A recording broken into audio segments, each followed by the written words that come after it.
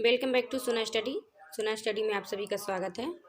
आज की इस वीडियो में हम तलाक टॉपिक के बारे में डिस्कस करेंगे।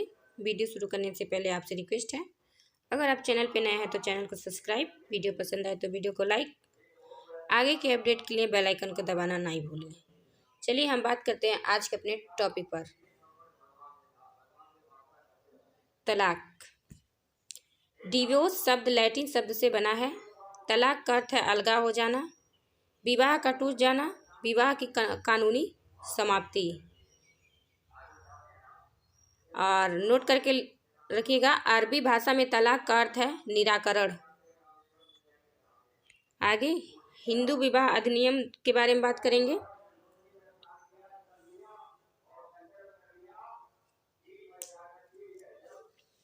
हिंदू विवाह अधिनियम।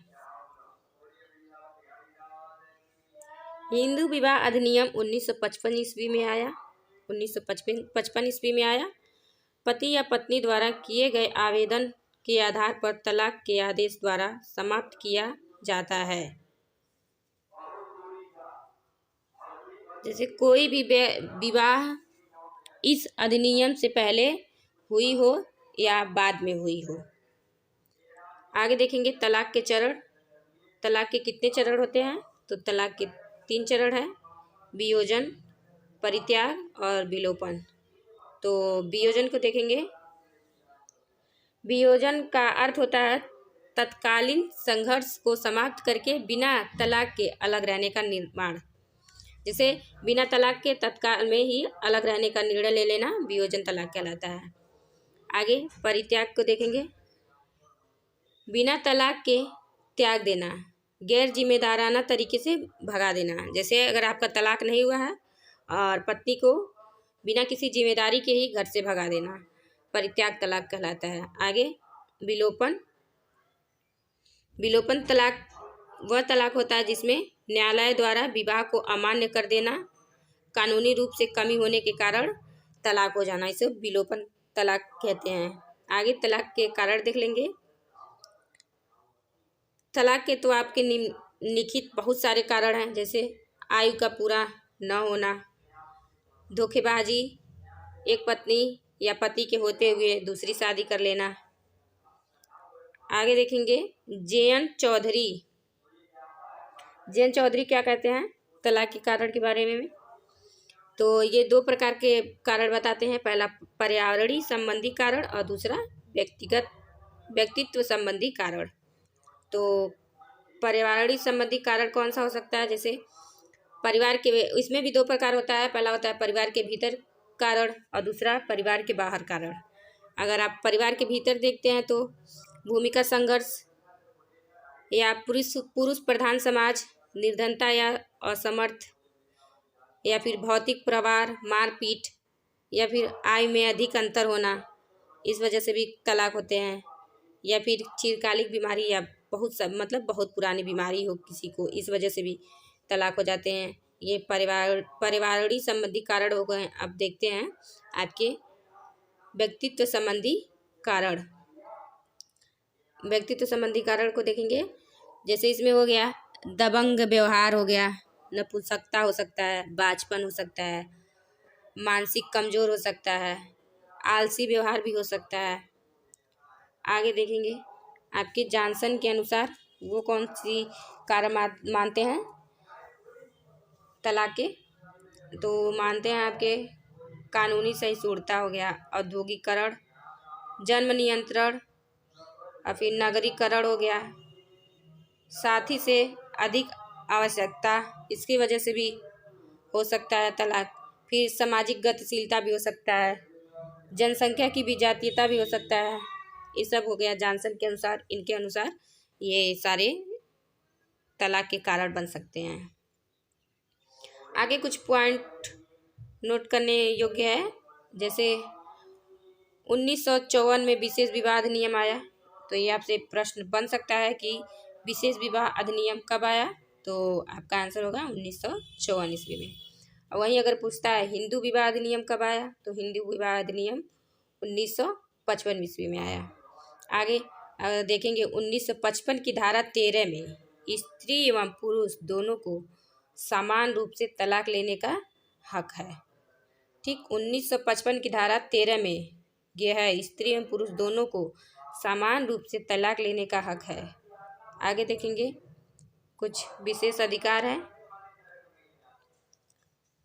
अधिनियम के लागू होने के पहले या लागू होने के बाद पति ने दूसरा विवाह या विवाह के समय दूसरी पत्नी जीवित हो। जैसे विशेष अधिकार का मतलब है कि अधिनियम ये जब लागू हुआ तो विवाह के समय दूसरी पत्नी या दूसरा पति जीवित न हो। आगे मुसलमानों में तलाक देखेंगे तो मुसलमानों में तलाक हो गया, मुसलमानों का कानून बिना अदालत का होता है। जैसे पति के पास तलाक की संपूर्ण शक्तियाँ होती हैं मुसलमानों में।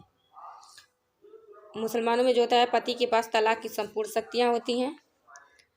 मुसलमानों में तलाक के प्रकार के बारे में बात करेंगे तो आपका पहला तलाक होता है तलाक एहसन, दूसरा आपका होता है तलाक हमन, और तीसरा होता है तलाक उल बिहत या तलाक बयान, और चौथा होता है तलाक बिहत।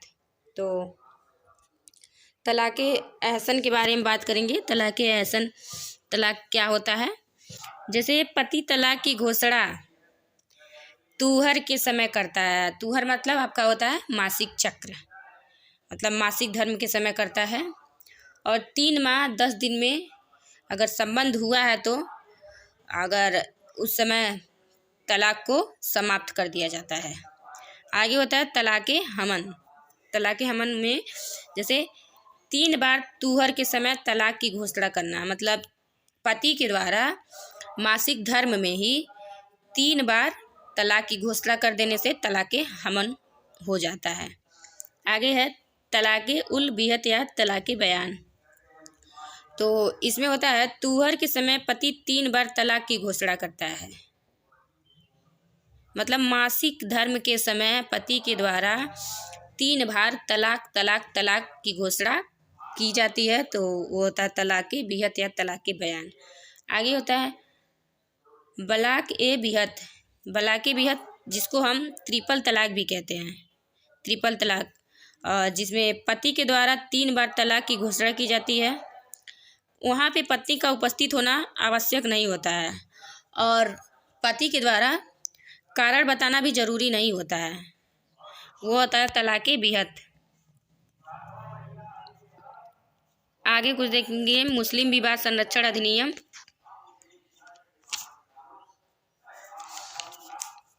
मुस्लिम विवाह संरक्षण अधिनियम कब आया है? तो मुस्लिम विवाह संरक्षण अधिनियम 2019 में आया, 2019 में,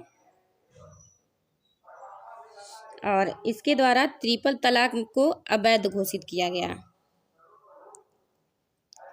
अगर वहीं पूछे कि मुस्लिम विवाह अधिनियम कब लागू किया गया, तो वो आपका 1 अगस्त, अगर डेट पूछे तो 1 अगस्त 2019 को।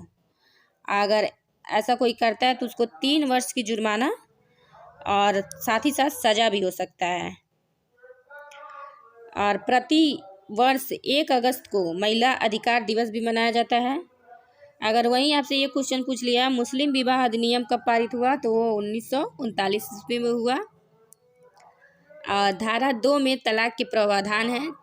वो धारा 2 में 4 वर्ष तक पति का जैसे लापता हो गया, 2 वर्ष भरण पोषण न कर पाया, तो इसमें होता है, और पति को 7 वर्ष की सजा भी हो सकती है।